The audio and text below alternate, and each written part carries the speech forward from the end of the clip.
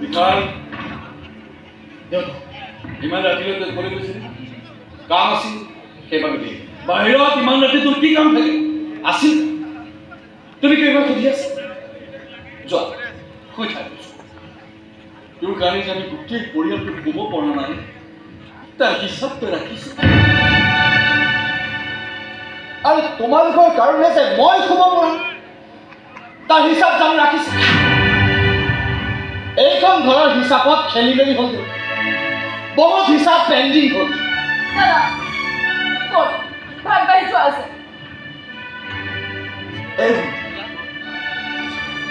মাৰ গুলি ভাত এদিন ভাত নাখালে হিচাপৰ খেলি মেলি নহয়। শুন এই হিচাপ নিকাচ বৰ কৰিছোঁ। সকলোতে অংক লাগিব। এই হিচাপত একো কাম নকৰি যোগ বিয়োগ পূৰণ হৰণ কৰি আগতে ফাইনেল কৰি ল'বি। তাৰ পাছত কাম কৃষ্ণ অবিহনে অৰ্জুনৰ নামৰ একো অৰ্থ নাই। সেইবাবে তই তোৰ কৃষ্ণ যথাযথ জ্ঞান কৰি দেউতা তোমালোকে কিন্তু এটা নিমিলা অংক মিলাবলৈ চেষ্টা কৰিছে।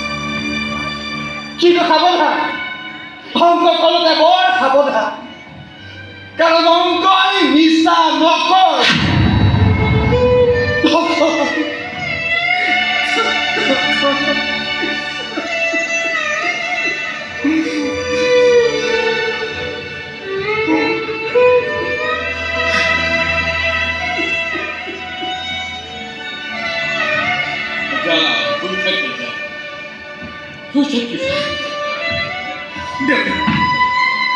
মই কিন্তু সিহঁতক শিক্ষা দিহে যিসকলে তোমাৰ সংস্কাৰৰ পাঠ পঢ়ুৱাইছিল। গংগাক মই বিয়া কৰা আৰু এইটো মোৰ খতম সিদ্ধান্ত।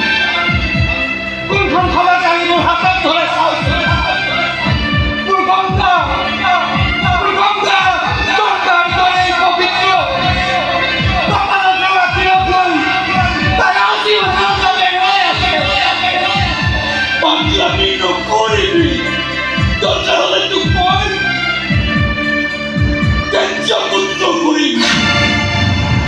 তথাপিও সেইজনী ছোৱালীক মই মোৰ বোৱাৰী হিচাপে স্বীকৃতি দিব।